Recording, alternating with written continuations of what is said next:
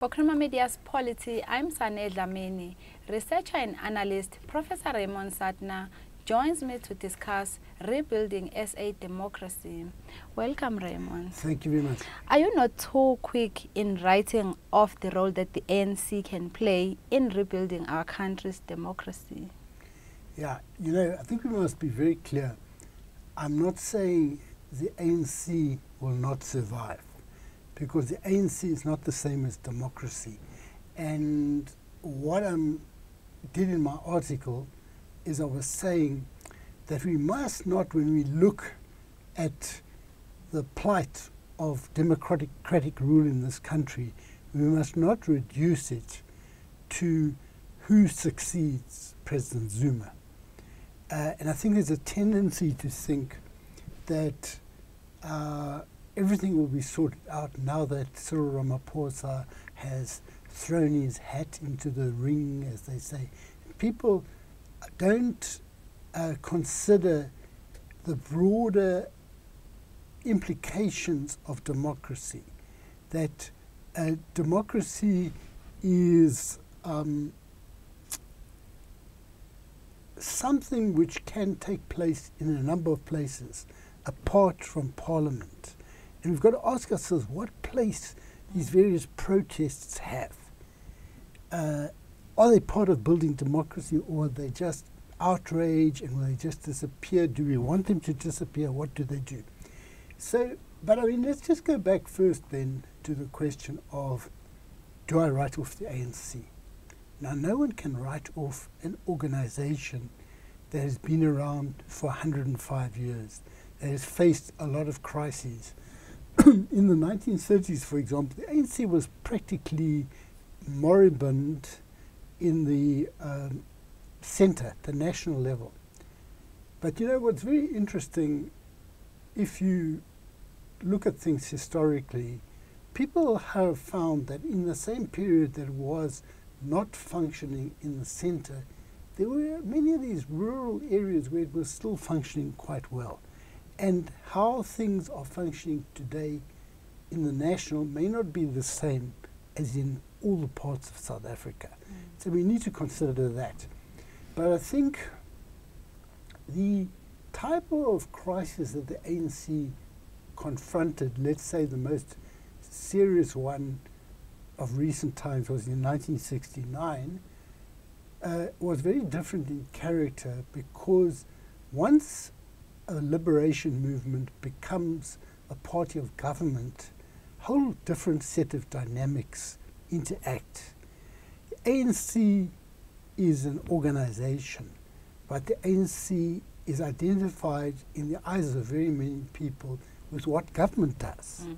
Now, when the alliance interacts, SACP, COSATU and ANC interact, they interact supposedly as organizations, but the ANC has always been the leading force, although they are equals because of the numbers that it commands and so forth.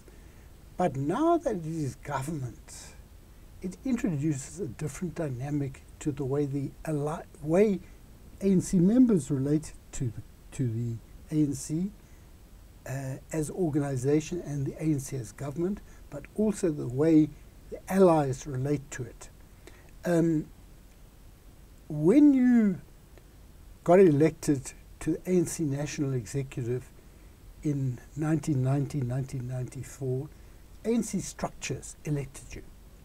When you become a minister, it is an appointment by the president.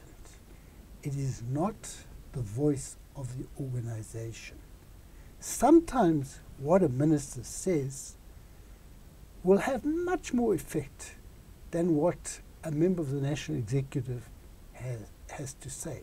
These are dynamics that people need to take into account. From the point of view of the alliance, what it means also is the main grievance that COSATU and SACP had before 2007 was over macroeconomic policy, and that was gear. Now, there are two issues. One is, that is a grievance that they have with government, although the ANC as organisation later endorsed GEAR some years after it was adopted by government, what was interesting about it, when government announced GEAR, they didn't consult the ANC structures, but they somehow or other it became ANC policy as well as government policy before I was then in the National Executive, before we had considered it. Now, we need to be realistic from the point of view of COSATU and SACP.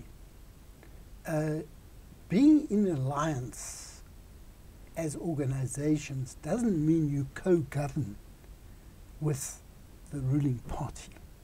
So there is this dynamic that government is government. How then does an alliance operate? How then, what is the weight of the organization and what is the weight of members of government, many of whom have not been elected by ANC members in the way their national executive was.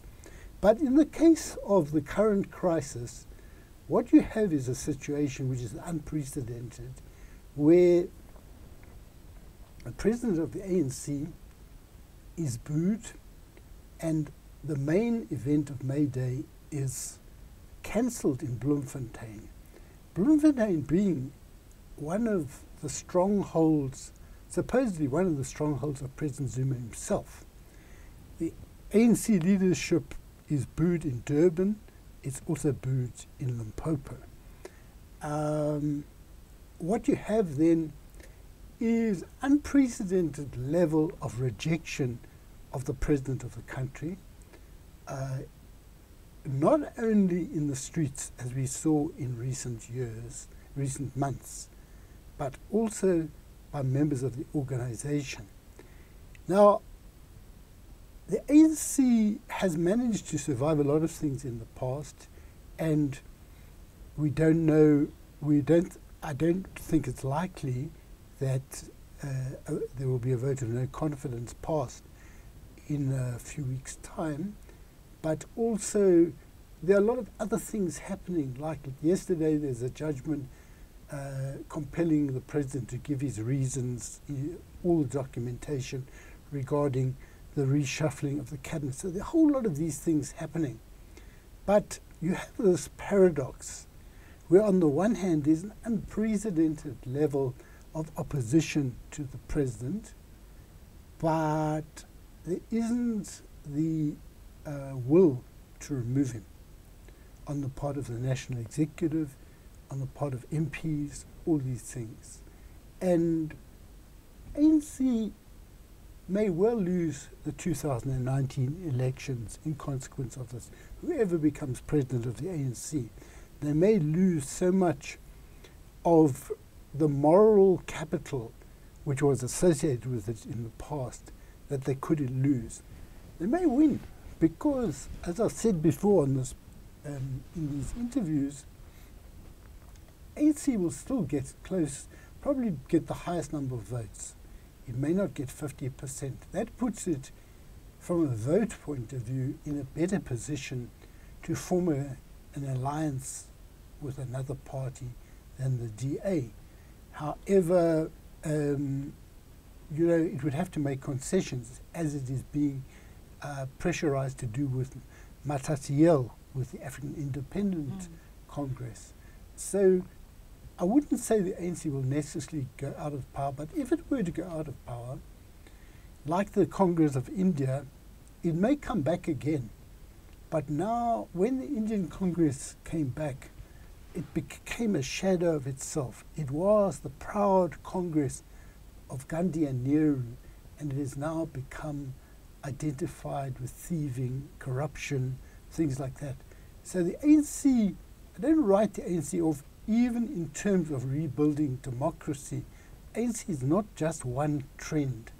I don't think it must be excluded from any routes that may be taken to rebuild democracy in South Africa.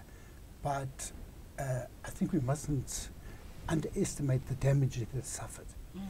You also place weight on popular democracy. Is it not utopian or something that can only operate in small-scale communities? Yeah, there's some people who think that what I'm saying is I've been on this question for about 10, 11 years, popular democracy, because I was in the country just between jail periods, and I was very involved in, that was the reason given for holding me the second time, that I was advancing popular power. And I was both in the field. Now I can't advance popular power in Attridgeville and things like that because I don't live there, but what I did, I was writing about it, but when I wrote about it, I was interviewing people. And what I found in that period is that it wasn't all wonderful, but it wasn't all abuse. And we've got to understand, when does popular power work well? It works well when a broad range of people in the community are involved, and it's not just the youth. Because when it's just the youth, there tends to be violence. Now, the things that are happening in the country at the moment are not the same as that period. People are wrong to say it's the UDF. The UDF and the popular power organizations hardly ever went on protest marches. Their activities were at a street level, at a block level, at a community level, and what had happened then, they had driven out the South African police and the Bantu Administration Department out of a lot of these townships. In Port Alfred, for example, they made a creche where the Bantu Administration Department had been. They knew that when they made decisions like a consumer boycott or some such thing to win demands from local government, that it was likely that some people would intimidate people from going to work on consumer boycotts. So what they did is they had a broad committee, they called it the Central Committee, composing women, civic, youth, students, and I can't remember what other sections of small business. And they would decide on behalf of people who represent the whole community would decide that we're going to have a consumer boycott or a strike. And if some person was going off to work, there would be a little boy in a tree who would say, "Mama, where are you going to?" And they wouldn't intimidate. Now, in some places, however, there was intimidation. But I don't want to go into details about this. Let me just say, to call for popular democracy is really to call for a return to the original meaning of democracy. Because what we have now, representative democracy, is not the original meaning of democracy. When Aristotle talked about democracy, which he didn't like, it was direct rule by the people. And it was a new thing introduced in America to have elections. Instead of directly expressing your view, someone else is supposed to do it on your behalf. Now, what we have in South Africa, we don't have popular democracy, but we also don't have people fulfilling the trust that is placed on them as representatives to carry out their wishes. So my feeling is that we have got to look at the notion of what does it mean to be a citizen. Is your political life purely to vote every 5 years or to come in the streets? Is that what happens after you've been in the streets? And I think we've got to not take shortcuts. I believe it is desirable that we have a political role beyond that. There are things that are in existence that can form a basis for this, like community policing forums, and there are still street committees in parts of Soweto, I'm sure other parts of the country.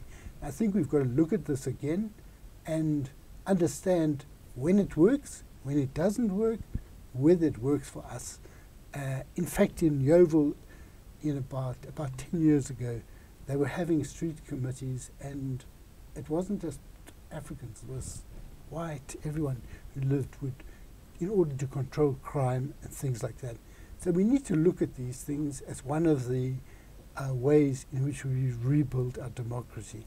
not to the exclusion of representative democracy, but representative democracy must operate on an ethical basis. Thank you, Professor. Thank you. That was Professor Raymond Suttner speaking to Creamer Media's Polity about rebuilding SA democracy.